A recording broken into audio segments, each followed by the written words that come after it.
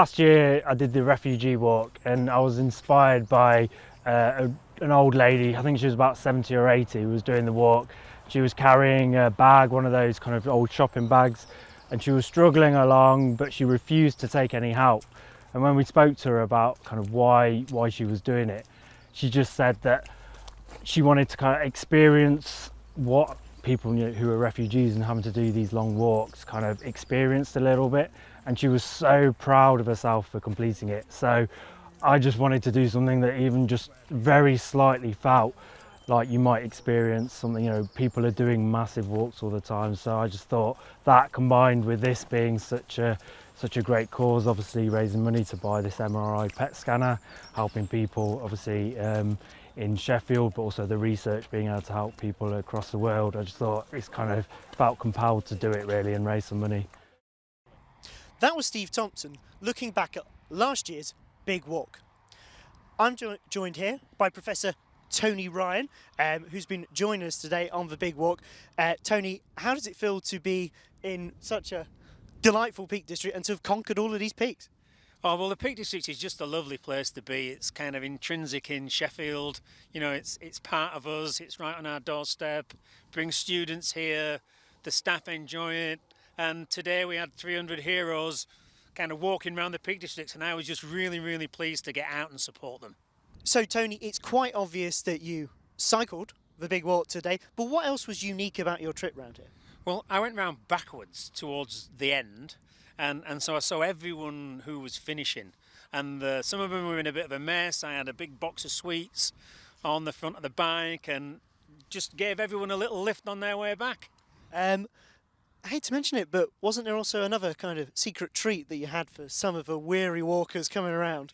Yeah, I did have a bidon full of Sambuca. When I did the Pennine Way 3 years ago, which was the first of the big walks, Sambuca was the thing that gave us a little lift on the way home, so we always had that little, ooh, we're nearly finished, and I gave that to the people today. I'm glad to hear that it G'd them up along the way. I mean, Sheffield University is obviously inextricably linked to the peaks, being here in this amazing scenery. I mean, what do the peaks mean to you as an academic at Sheffield University? Well, they're a great recruitment tool. It's lovely to live so close to the Peak District. The students can get out here. But for me, it's quality of life. I live in Sheffield, I love Sheffield, and I get out into the Peak District every weekend on my bike. And in the summer, 3 mornings a week before I go to work, and there's nothing that makes the working day fly than having a little ride out to the Peak District before breakfast. Clearly, despite all the fun that we're having today, there is a very serious cause behind the Big Walk. We are all raising money for the MRI PET scanner for Sheffield. How do you feel about it, and kind of does it have any particular history when it comes to Sheffield? So the great thing about Sheffield University is it was built on penny donations, and this event today is like the 21st century penny donation. But rather than the donation building a university, it's building a really important part of our medical research, our research into degenerative diseases and neuroscience. So that it will be the first MRI PET scanner in Yorkshire. It'll contribute to the health of the region, but it'll also really advantage our research and make for world-class breakthroughs in Sheffield. And as a former Pro-Vice Chair for Science at Sheffield, how important is this kind of research that kind of goes beyond what you might see just as an undergraduate? Well, the research that we do ends up influencing all of our undergraduate teaching. So the research that's done on the PET scanner will end up being in the classroom, and the final year students will end up using this equipment. They'll be involved in research projects. How have you found the ride today? We've been quite lucky with the weather. It's not been raining like it has been before, but have you had a good experience today? Well, it started drizzling when I was on my way out, but it wasn't too bad. The temperature was quite high, 17 degrees, so bit of rain while you're going uphill doesn't really matter. It's the Peak District. Sometimes it's like this. Was beautiful blue skies only 3 days ago. you have to take the rough with the smooth.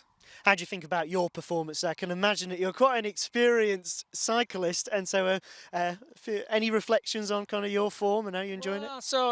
It was a doddle for me today. You know, I was tootling around, box of sweets, bottle of Sambuca. Everyone I met was pleased to see me. It was just a delight. You know, we had 300 heroes out walking, and I was just pleased to meet every one of them. It really, really easy for me. Really quite a long walk for a lot of people. A big walk, we could say. Earlier on, we caught up with some of our runners who have amazingly already finished. So I'm John. I'm a clinical lecturer, so I spend 50% of my time working with neurology service in the hospital. A lot of that is with sort of motor neuron disease patients, and then the rest of my time I'm a researcher. This whole cause is actually really important to us. I do like running, but I don't run this distance normally. The reason I'm here is because of the cause. We run 50 miles in 9 hours 45 minutes for the cause, the Sheffield scanner, which is going to be one of only 8 MRI PET scanners in the country. The scanner is this, MRI PET is a way of looking into the brain of somebody with motor neuron disease. It's going to revolutionise the way we can start to approach clinical trials, and it's going to be a game changer for clinical research in Sheffield. So I've run this distance but only twice and years ago, and for me the big thing is pain. You're going to suffer, it's mentally it's preparing yourself for the pain, and then it's keeping going when it hurts. My hips are going to seize up and I won't be able to move in about 20 minutes. These shoes are going in the bin after today. There's a giant hole there and there, a bit of mud. Legs are pretty trashed. I had some gastrointestinal issues. That's the low point. I didn't plan to run with anybody, didn't know if anybody was doing it, never met them before, and they let me run along with them, and we've done it as a team, and that's been great.